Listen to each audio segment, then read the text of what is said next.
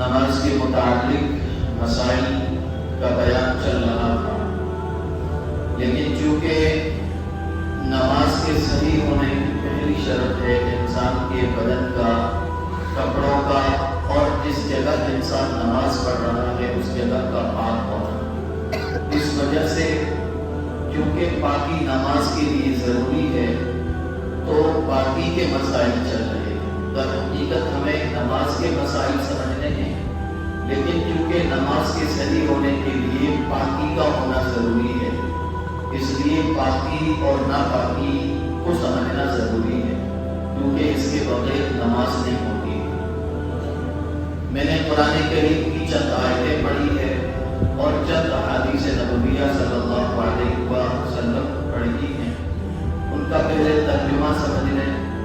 پہلی آیت پڑھی ہے یا ایھا الذین آمنوا، اے ایمان والو، اذا قمتم الی الصلاۃ، جب تم نماز پڑھنے کے لیے کھڑے ہونے کا ارادہ کرو یا نماز پڑھنے کا ارادہ کرو، فاغسلوا وجوہکم، تو تم اپنے چہروں کو دھو، وایدیکم الی المرافق، اور اپنے ہاتھوں کو انگلیوں سمیت دھو، وامسحوا برؤوسکم، اور اپنے سروں کا مسح کرو، وارجلکم الی الکعبین، اور دونوں ٹخنوں تک اپنے دونوں پیر دھو۔ تو اس آیت کریمہ سے وضو ثابت ہوتا ہے۔ وضو کے چاروں فرائض قرآن کریم کی اس آیت کے اندر بیان کیے گئے۔ دوسری آیت میں نے پڑھی تھی وَإِن كُنتُمْ جُنُبًا، اور اگر تم جنبی ہو جاؤ، ناپاک ہو جاؤ، یعنی تمہیں غسل کی ضرورت پڑ جائے، فَطَہَّرُوا، تو تم اچھی طرح پاکی حاصل کرو۔ تو اسی آیت کے اندر پہلے نماز کے ارادے سے پہلے 4 چیزوں کے دھونے کا یعنی وضو کا حکم فرمایا گیا، وہاں فَطَہَّرُوا نہیں کہا ہے۔ فَطَہَّرُوا کے معنی ہے بہت زیادہ پاکی حاصل کرو، یعنی غسل کرو۔ اگر جنبی ہو جاؤ، غسل فرض ہو جائے تو پھر غسل کرو۔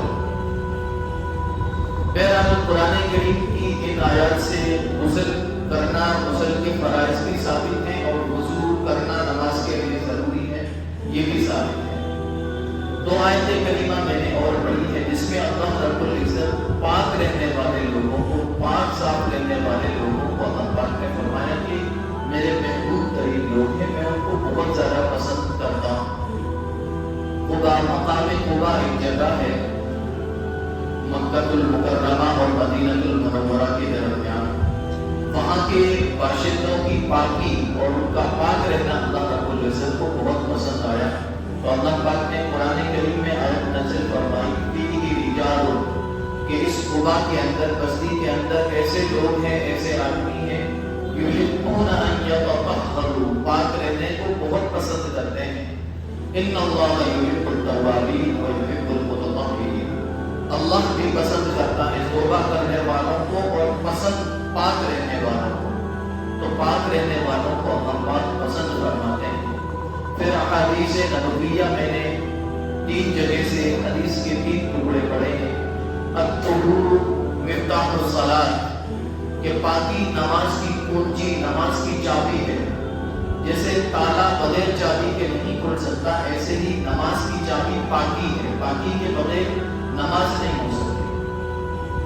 دوسری حدیث میں نے پڑھی ہے لا تقبل صلاۃ بغیر طہور، کہ نماز قبول نہیں ہوتی ہے پاک رہے بغیر، پاکی کے بغیر نماز قبول نہیں ہوتی ہے۔ تیسری حدیث نبویہ ہے الطہور شطر الایمان، پاک رہنا اور پاکی یہ آدھا ایمان ہے، شطر الایمان آدھا ایمان ہے، یعنی بہت سارے مسائل اور بہت سارے عبادات کا تعلق پاکی سے ہے۔ بہرحال یہ پاکی اور ناپاکی کے مسائل تھے جس پر گزشتہ نشست میں گفتگو ہوئی تھی۔ اس میں عرض کیا گیا تھا کہ ناپاکی اولاً 2 طرح کی ہوتی ہے۔ ایک ناپاکی ہوتی ہے حقیقت، دکھتی ہے، دوسری چیز دکھتی نہیں ہے۔ اب اگر آپ نے پہلے والی نشست ذرا سمجھ کر کے اور توجہ کے ساتھ سنی ہے تو ایک سوال کر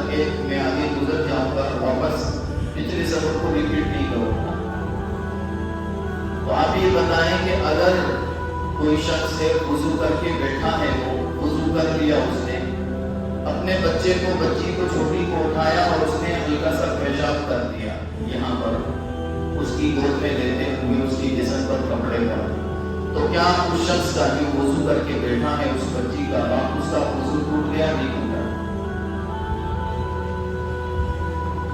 بتاؤ بھائی، ٹوٹ گیا وضو؟ اختلاف ہو گیا مفتیوں میں، وضو نہیں ٹوٹا ہے اس کا، وضو ٹوٹتا ہے ایسی ناپاکی سے جو نظر نہیں آتی ہے، اس کا تعلق لگنے سے نہیں ہے، مطلب ہوا نکل گئی، کچھ بھی نہیں لگا ہے لیکن وضو ٹوٹ گیا ہے، پاخانہ کیا ہے، پیشاب کیا ہے، بدن پر لگا نہیں ہے، اس کو دھو ڈالا، اس نے استنجا کر لیا، باتھ روم میں گیا تھا فارغ ہونے کے لیے، پانی استعمال کیا، لیکن اس کا وضو ٹوٹ گیا نا، ٹوٹ گیا وضو۔ تو وضو کا تعلق باہر سے نہیں ہے، ایسے ہی غسل کا تعلق بھی باہر سے نہیں ہے، باہر کی جو ناپاکی ہے اس کو کہتے ہیں ظاہر کی ناپاکی، وہ دھونے سے ختم ہوگی۔ اب بچی نے اگر پیشاب کر دیا، بچے نے پیشاب کر دیا، تو جس جگہ پر اس نے پیشاب کیا ہے اس کو دھونے سے وہ پاکی ہو جائے گی اور اس کا وضو نہیں ٹوٹا ہے۔ سمجھ میں آ رہا ہے؟ ایسے ہی غسل پیشاب کرنے کی وجہ سے نہیں ختم ہوتا، ٹوٹنے یہ پاخانہ کرنے کی وجہ سے نہیں ختم ہوتا۔ اگر کسی کے پورے کپڑے مثال کے طور پر کوئی نالی میں گر گیا اور اس کے اوپر غسل فرض نہیں ہوا ہے، جتنی ناپاکی ہے وہ دھو دے گا، چاہے پورا بدن دھو دے گا، لیکن اس کا غسل ختم نہیں ہوا ہے۔ نہیں آ رہی میرا خیال ہے سمجھ میں؟ ارے غسل کے 3 فرض ہیں، کلی کرنا، ناک میں پانی ڈالنا، پورے بدن پر پانی بہانا۔ اب اس کا پورا بدن گندا ہو گیا تو اگر وہ کلی اور ناک میں پانی نہیں ڈالے گا، صرف باہر سے کپڑے گندے ہوئے نا، نالی میں گرا ہے، پورے کپڑے بدن دھو دے گا، پاک ہو جائے گا، اسے غسل کی ضرورت نہیں پڑے گی۔ غسل کتنی چیزوں کی وجہ سے ختم ہوتا ہے اور غسل کب ضروری ہوتا ہے؟ دیکھو ایک یہ بھی ذہن میں رکھیں، کیونکہ جب مسائل چلتے ہیں تو ہر طرح کے مسائل آتے ہیں، کوئی یہ ذہن میں نہ لائے کہ آپ مسجد میں بیٹھ کر کے یہ کیسی باتیں ہیں، یہ سب نماز کے ذریعے ہونے کی ہے۔ اگر نبی علیہ السلام یہ ساری چیزیں نہ بتاتے تو ہم تک کب تک پہنچتی؟ کچھ لوگ ہوتے ہیں کہ مسجد میں اس طرح کی باتیں کیسے کریں؟ تو یہ مسائل ہیں، اس کے بغیر نماز صحیح نہیں ہوگی۔ نبی علیہ السلام سے زیادہ شرمیلا، حیا والے کون ہو سکتے ہیں؟ لیکن آپ نے یہ مسائل سکھائے ہیں صحابہ کرام۔ بہرحال تو غسل کتنی وجہ سے ٹوٹتا ہے اور غسل کب فرض ہوتا ہے؟ ایک تو جنابت کی وجہ سے، یعنی مرد اپنی بیوی کے ساتھ یا کسی کے بھی ساتھ شہوت کر لے، ہم بستری کر لے، اب غسل فرض ہو جائے گا۔ اب کوئی چاہے کہ جو باہر جسم پر ناپاکی لگی ہے اس کے دونوں پاک ہو جائے گا، ایسا نہیں ہوگا۔ اب اس کو پراپر غسل کرنا پڑے گا 3 فرض کے ساتھ، تب وہ پاک ہوگا، اس کے بغیر پاک نہیں ہوگا۔ ایک ہے ہم بستری نہیں کی ہے کسی کے ساتھ، لیکن منی نکل گئی ہے، ناپاکی نکل گئی ہے جو کود کر کے نکلتی ہے، مرد کی شرمگاہ سے یا عورت کی شرمگاہ سے جو ناپاکی کے قطرات نکلتے ہیں، جب شہوت پوری کی جاتی ہے تب جو کود کر کے نکلتے ہیں، ایسے ہی الفاظ کے ساتھ فقہاء کرام نے سمجھایا ہے، تو پھر غسل واجب ہو جائے گا۔ اب دھونے سے کام نہیں چلے گا کہ باہر کپڑے پر یا بدن پر لگی ہے دھو ڈالے پاک ہو جائیں گے، نہیں، اب پراپر غسل کرنا پڑے گا 3 فرض کے ساتھ۔ اگر ایک بھی چھوٹ گیا تو پھر پاک نہیں ہوگا۔ تو یہ مرد کو غسل کی ضرورت پڑتی ہے ایک تو جنابت کی وجہ سے، یعنی اس ناپاکی کی وجہ سے جو شوہر بیوی سے ہم بستری کرنے کی بنیاد پر جو ناپاکی نکلتی ہے، اب چاہے وہ ناپاکی خواب میں نکل جائے یا وہ ناپاکی کسی اور وجہ سے نکل جائے، اگر وہ ناپاکی نکل گئی ہے تو پھر غسل ضروری ہو جائے گا۔ اس کے بغیر نہ تو قرآن کریم کا پڑھنا صحیح ہوگا، چھونا صحیح نہیں ہوگا، نماز پڑھنا صحیح نہیں ہوگا، یہ انسان اندرونی طور پر ناپاک ہو چکا ہے۔ اب اس کو پاک کرنے کا طریقہ ہے غسل کرنا۔ ایسے ہی یہی ایک حالت عورت کے ساتھ بھی آتی ہے، اور دوسری 2 چیزیں اور ہیں جس کی وجہ سے عورت ناپاک ہوتی ہے۔ ایک جو مہوار کا خون آتا ہے عورت کو، اس میں عورت ناپاک ہو جاتی ہے۔ جیسے ہی وہ مہوار کا خون آنا بند ہو جائے گا، اب اس کے لیے غسل کرنا ضروری ہو جائے گا۔ اب کوئی لیڈیز اگر یہ چاہے کہ اگر کہیں گندگی آلائش لگی ہے میں اس کے دھو پاک نہیں ہوگی، غسل کرنا پڑے گا پراپر۔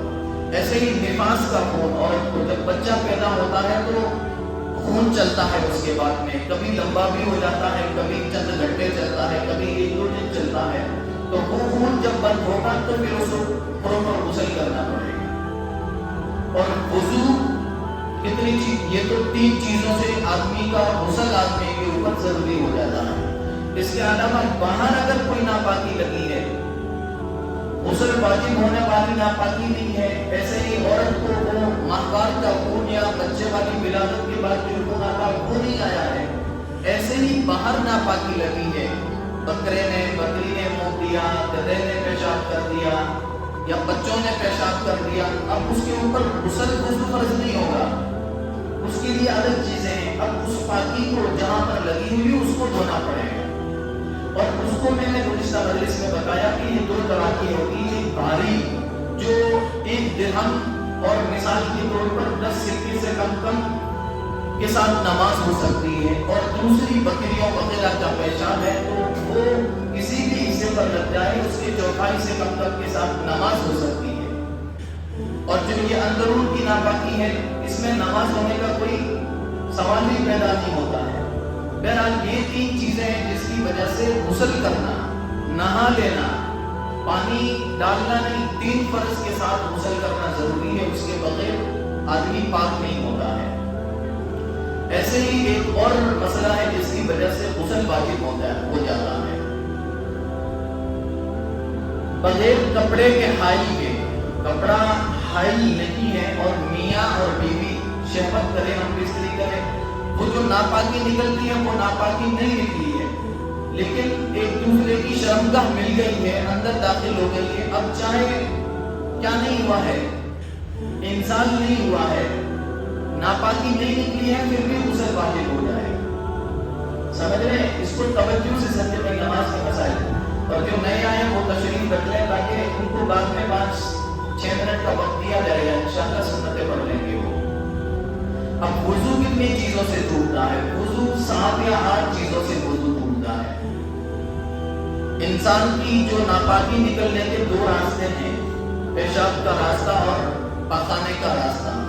ان راستوں سے کسی بھی چیز کا نکل جانا اس سے وضو ٹوٹ جاتا ہے، چاہے پیشاب نکلا ہو، چاہے پخانہ نکلا ہو، یا ہوا نکلی ہو، یا کوئی کیڑا وغیرہ نکل گیا، اس کے اوپر کوئی ناپاکی نہیں ہے، محض کیڑا نکلا ہے، لیکن ان دونوں راستوں سے جو بھی چیز، پتھر نکل گیا وضو ٹوٹ جائے گا، ان دونوں راستوں سے جو بھی چیز نکلے گی وضو ٹوٹ جائے گا۔ ایسے ہی نوجوان بچے خاص ایک مسئلے پر توجہ دیں، کبھی کبھی مزی کہتے ہیں اس کو، یعنی ایک تھوڑا پیشاب سے گاڑھا پانی نکلتا ہے مرد کی شرمگاہ سے، اپنی گھر والی سے بات کی کافی دیر تک، اس کے نتیجے میں وہ کود کر کے نہیں نکلتی ہے، بس پیشاب سے ہلکا سا گاڑھا پانی نکلتا ہے اور تھوڑا سا نکلتا ہے، یا ایسے ہی تصور کیا کسی عورت کا، سیکس کے بارے میں تصور کیا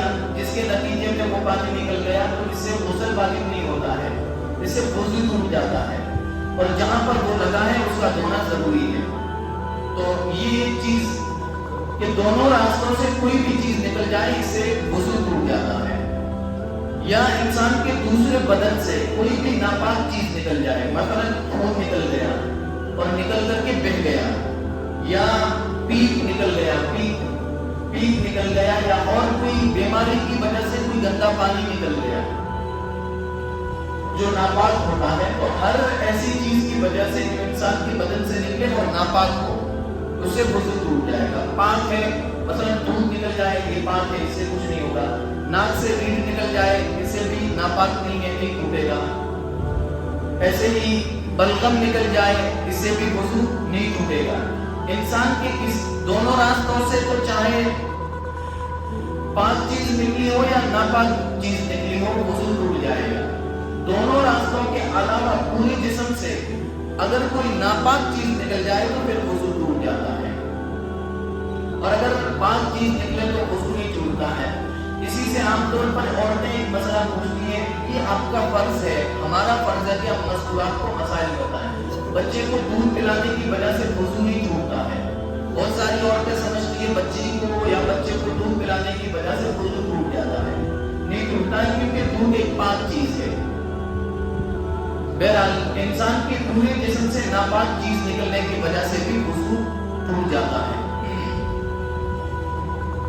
मुंह भर करके उल्टी कर ली, तय हुई, उल्टी हुई और मुंह भर के हुई। मुंह भर के यानी जिसमें मुंह इंसान बंद रखना चाहता था लेकिन नहीं रख सका, पूरा बाहर आ गया, उल्टी आई और पूरी बाहर, तो ऐसी उल्टी से भी वुजू टूट जाएगा। नींद की वजह से वुजू टूट जाता है। अगर किसी ने सहारा लगा करके, टेक लगा करके अगर कोई सोया है तो इससे वुजू टूट जाएगा।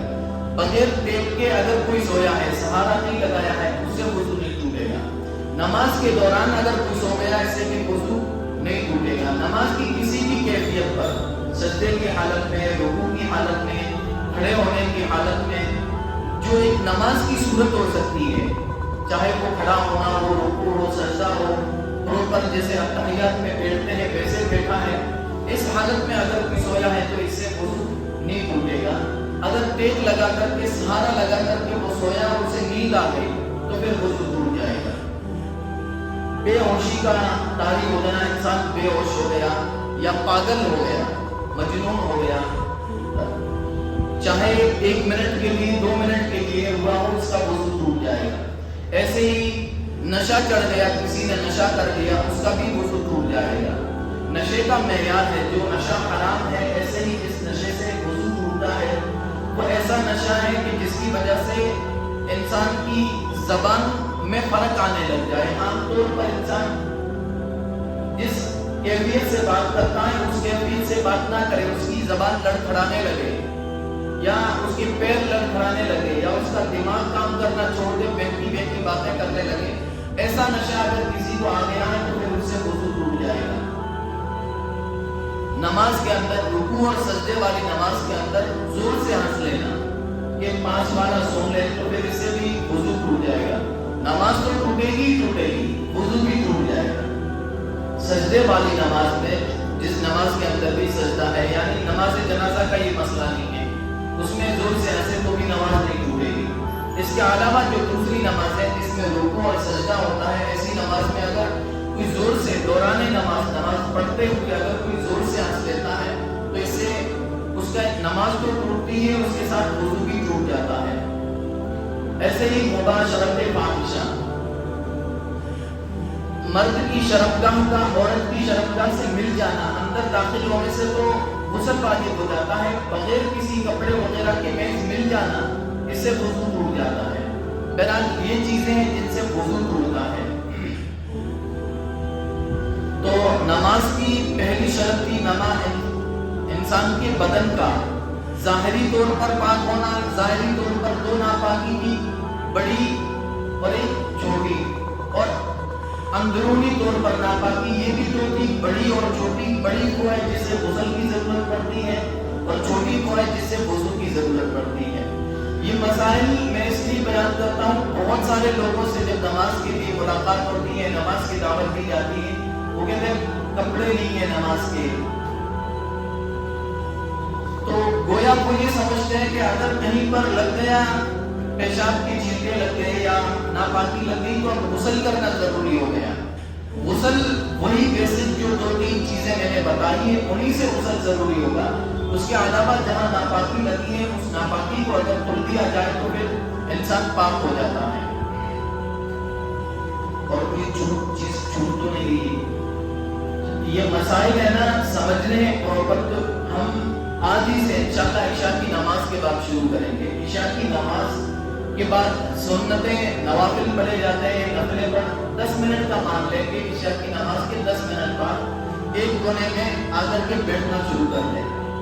जो भी नमाज से आते हैं इशा की नमाज में, हम नमाज से शुरू करेंगे। नमाज میں جو چیزیں پڑھی جاتی ہیں پہلے تو وہ سیکھیں گے، اس کے بعد نماز کے جتنے مسائل ہیں، جو مسائل ہیں سب سیکھیں گے۔ صرف 10 منٹ کا وقت لیا جائے گا آپ سے، اور روزانہ پابندی کے ساتھ وہ 10 منٹ کے اندر وہ مسائل کا ریپیٹ کیا جائے گا تاکہ وہ مسائل ہمارے ذہنوں میں رہے۔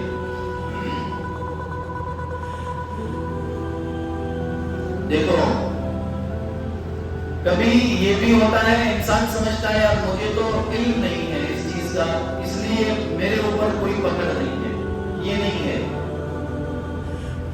اتنا علم حاصل کرنا کہ جس کے ذریعے انسان اپنی زندگی اللہ رب العزت کے احکام کے مطابق گزار سکے، یہ ہر انسان کے اوپر فرض ہے۔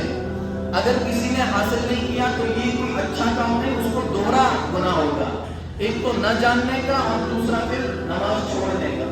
ایسے بہت سارے لوگ ملتے ہیں کہ جو جاننے والا ہے وہ اگر کرتا ہے تو گویا اس کو ڈبل گناہ سمجھتے ہیں۔ جب ہم چھوٹے تھے تو کوئی مدرسے میں پڑھنے والا یا کوئی عالم وغیرہ کبھی اس کی نماز قضا ہو جاتی تھی تو جو لوگ کبھی جس نے مسجد کا دروازہ نہیں دیکھا وہ کہتے تھے یار مول صاحب نے نماز چھوڑ دی، سب کچھ جانتے ہوئے۔ نماز ہر مسلمان کے اوپر برابر فرض ہے، اور نماز کے مسائل سیکھنا یاد رکھنا ہر مسلمان کے اوپر برابر ہے۔ ہاں بڑے بڑے مسائل، طلاق کیسے ہو جاتی ہے، 2 کب پڑھتی ہے، 3 کب پڑھتی ہے، کہاں پر مسجد بنانا جائز ہے، کہاں جائز نہیں ہے، کیا ہے، یہ بڑے مسائل کا سوال ہر انسان سے نہیں ہے اور ہر انسان کے لیے فرض نہیں ہے۔ لیکن یہ جو ضروری مسائل ہیں یہ ہر انسان کا سیکھنا ضروری ہے۔ اگر کوئی نہیں سیکھتا ہے تو اس کو گویا دوگنا گناہ ملتا ہے کہ ایک تو علم بھی نہیں حاصل کیا اور دوسرا اس کے اوپر عمل بھی نہیں کر رہا ہے۔ اور کوئی چیز ہو تو کسی کے ذہن میں، ارے غسل وضو کے متعلق اگر کسی کو کوئی سوال ہے کوئی ہے تو پوچھ سکتے ہیں جلدی سے، نہیں ہے کسی کی، بہرحال آگے چلتے ہیں۔ تو یہ نماز کے لیے پہلی شرط تھی انسان کے جسم کا، کپڑوں کا، ظاہری بدن کا اور جگہ کا پاک ہونا۔ اور تیسری چیز جو نماز کے صحیح ہونے کے لیے نماز سے پہلے ضروری ہے وہ ہے سطر کا چھپانا۔ سطر کا چھپانا، اگر کسی کا سطر کھل جاتا ہے تو پھر اس کی نماز نہیں ہوگی۔ وضو سطر کھلنے سے نہیں ٹوٹتا ہے، عام طور پر لوگوں میں مشہور ہے کہ اگر کسی کا گھٹنا کھل گیا تو وضو ٹوٹ جاتا ہے، وضو نہیں ٹوٹتا ہے۔ انسان اگر پورا برہنہ ہو جائے پھر بھی اس کا وضو نہیں ٹوٹتا ہے۔ سطر عام حالات کے اندر بھی چھپانا فرض ہے۔ آج کے نوجوان ہیں عام طور پر دیکھتے ہیں وہ نیکر پہن لیتے ہیں، تھوڑی بڑی چڈی ہی کہتے ہیں ہمارے زمانے میں تو اس کو، ہمارے ادھر، یعنی جس میں گھٹنوں سے اوپر تک رہتی ہے۔ حرام ہے سطر دکھانا، عورتوں کا دکھانا نہیں، مرد کا سطر دوسرے مرد کو دکھانا بھی حرام ہے۔ اس لیے کم از کم اگر آپ پہنتے ہیں تو سطر چھپائیں گھٹنے سے نیچے تک۔ ویسے بھی آتے ہیں شورٹ لباس، بچے پہنتے ہیں آج کے نوجوان رات کے وقت میں یا گھومنے کے وقت میں، تو کم از کم لیتے ہوئے اس بات کا احتیاط کریں کہ اس سے سطر چھپ جائے۔ مرد کا سطر الگ ہے، عورت کا سطر الگ ہے۔ مرد کا سطر ناف سے لے کر کے گھٹنے تک، یعنی گھٹنا یہ سطر کے اندر داخل ہے، یہ سطر ہے۔ اگر کسی نے گھٹنا کھول دیا تو گویا اس نے ایک گناہ کبیرہ بڑا گناہ کیا ہے، اس لیے اس کو ڈھانپ کے رکھنا چاہیے۔ لیکن اس سے بہرحال وضو نہیں ٹوٹتا ہے۔ لیکن نماز میں اگر سطر کسی کا کھل جاتا ہے تو پھر اس کی نماز نہیں ہوگی۔ اس میں بھی ایک مسئلے میں بے احتیاطی ہوتی ہے۔ عام طور پر جو لوگ ٹائٹ والی جینس پہنتے ہیں جب وہ رکوع اور سجدہ کرتے ہیں تو بیک سائڈ سے مذاق بنانا یا کسی کا مذاق اڑانا مقصد نہیں ہے، پھر ان کا سطر کھل جاتا ہے پیچھے سے۔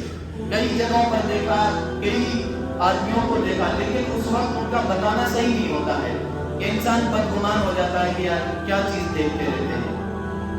تو دیکھنا اچھی چیز نہیں ہے تو دکھانا اس سے بھی اچھی چیز نہیں ہے، دکھانا ہی نہیں چاہیے۔ بہرحال تو جب پینٹ پہنتی ہو تو نیچے یا تو بنیان لمبی پہنے یا شرٹ کو اندر ڈال دیں کہ جس سے ناک تو اوپر رہ جاتی ہے نا، ناک سوٹی کو کہتے ہیں ناک، تو اگر اس سے نیچے کسی کا اگر سطر کھل جاتا ہے تو اس سے نماز نہیں ہوگی سطر کھلے ہوئے حالت میں۔ اور اگر نماز کے درمیان کسی کا سطر کھل جاتا ہے تو اگر کچھ دیر تک بھائی جان کہتے ہیں 3 مرتبہ سبحان ربی الاعلیٰ کہنے کے باوجود اگر کسی کا سطر کھلا ہوا رہ جاتا ہے تو اس کی نماز ختم ہو جاتی ہے، اس کو دوبارہ پڑھنی پڑے گی۔ اس لیے 2 چیزوں کا، ایک تو سطر عام زندگی میں بھی چھپانا فرض ہے۔ مرد کا سطر اس لیے وہ جو نیکر پہنتے ہیں انہیں چاہیے کہ تھوڑی سی بڑی سائز کا پہن لیں، اور نماز کے درمیان بھی خیال رکھیں۔ یہاں میں نے نہیں دیکھا ہے، الحمدللہ ایسا نہیں ہے، اور جگہوں کی بات کرتا ہوں تو ہو سکتا ہے کہ ایسا یہاں بھی ہو جائے، تو پہلے سے خیال رکھیں کہ نماز کے دوران سطر نہیں کھولنا چاہیے۔ تو مرد کا سطر ناف سے لے کر کے گھٹنے تک ہے، عورت کا سطر اس کی ہتھیلی، چہرہ اور پیر، ان کے علاوہ انسان عورت کا پورا جسم سطر ہے۔ اس کے علاوہ اگر عورت کا کوئی بھی دونوں ہاتھ، پیر اور چہرے کے علاوہ کوئی حصہ کھل جاتا ہے نماز کے دوران تو پھر اس کی نماز نہیں ہوگی۔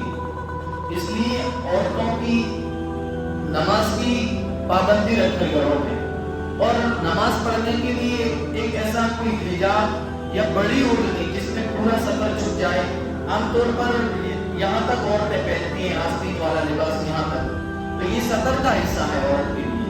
یہ جو ہتھیلی ہے یا یہاں سے نیچے یہ سطر نہیں ہے۔ اس کے علاوہ اگر جسم عورت کا کھل جاتا ہے تو پھر نماز نہیں ہوتی ہے۔ دیکھو یہ میرے مسائل نہیں ہے، آپ نہ سمجھے کہ مولوی صاحب اتنی سختیاں کر رہے ہیں، یہ میری نہیں ہے۔ نبی علیہ السلام کی روایات موجود ہے جو میں نے شروع میں پڑھی ہے، اور سطر کے متعلق بھی بہت ساری روایات ہیں، انشاءاللہ اگلی مجلس میں اس کو پیش بھی کروں گا۔ تو جیسے ناپاکی کی وجہ سے نماز نہیں ہوتی ہے، ایسے ہی سطر کھل جانے کی وجہ سے بھی نماز نہیں ہوتی ہے۔ اس وجہ سے سطر ڈھانپنے کا اہتمام کریں۔ اگر کسی سے بے احتیاطی ہو رہی ہے تو خود یا اپنے گھروں میں بچے بچیاں جو بھی نماز پڑھ رہی ہوں، سطر کے معنی ہوتا ہے چھپانا۔ سطر کے معنی ہی ہے کہ چھپی ہوئی چیز ہے۔ عورت کے کیا معنی ہے؟ عورت کے معنی ہی ہے چھپا ہوا ہونا۔ عورتوں کی عربی کا لفظ ہے، اس کے معنی چھپنا، چھپانا۔ تو بہرحال یہ مرد کا سطر الگ ہے، عورت کا سطر الگ ہے۔ نماز کے دوران جتنا مرد کا سطر ہے اس میں سے نہیں کھلنا چاہیے، اور عورت کا بھی نہیں کھلنا چاہیے۔ یہ 2 چیزیں ہو گئی، ایک تو جگہ کا، کپڑوں کا اور بدن کا پاک ہونا نماز کے لیے ضروری ہے، اور تیسرا سطر کا چھپا ہوا ہونا ضروری ہے، اس کے بغیر نماز نہیں ہوگی۔ اس کے علاوہ 7-8 اور فرائض ہیں، مستقل انشاءاللہ آگے یہی مسائل چلیں گے۔ ٹھیک ہے، اللہ پاک عمل کی توفیق نصیب کرے۔